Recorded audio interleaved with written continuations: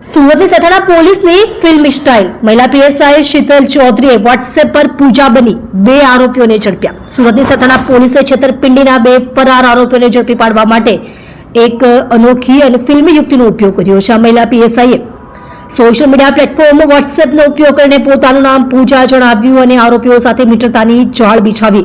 આ પછી પીએસઆઈ આરોપીઓને મળવા માટે એક ડેટ પર બોલાવ્યા હતા। આરોપીઓ મહિલા પીએસઆઈ દ્વારા ગોઠવાયેલી આ લવ ટ્રેપમાં ફસાયા અને નિર્ધારિત સ્થળે પહોંચતાની સાથે જ પોલીસની ટીમે તેમને દબોચી લીધા હતા।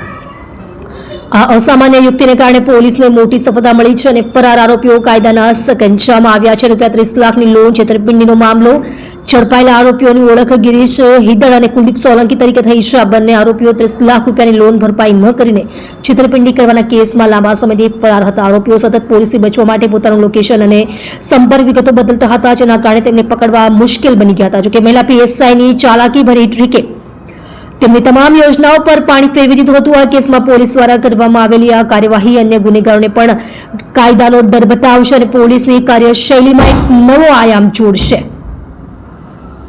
પોલીસની વ્યાવસાયિકતાના વખાણ આ સમગ્ર ઓપરેશનમાં મહિલા પીએસઆઈની હિંમત, સૂઝબૂછ અને વ્યાવસાયિકતાના વખાણ થઈ રહ્યા છે। સુરત પોલીસ કમિશનર દ્વારા પણ આ સફળતા બદલ ટીમની પીઠ થાબડવામાં આવી છે। આ કિસ્સાએ સાબિત કર્યું છે કે પોલીસ ગુનેગારોને પકડવા માટે માત્ર પરંપરાગત પદ્ધતિઓ પર જ આધાર નથી રાખતી, પરંતુ જરૂર પડે ટેકનોલોજી અને નવી યુક્તિઓનો પણ સફળતાપૂર્વક ઉપયોગ કરી શકે છે। હાલમાં પોલીસે બંને આરોપીઓની ધરપકડ કરી કાયદેસરની કાર્યવાહી હાથ ધરી છે અને તેમની પાસેથી છેતરપિંડીના નાણાંની વસૂલાતની પ્રક્રિયા શરૂ કરી છે।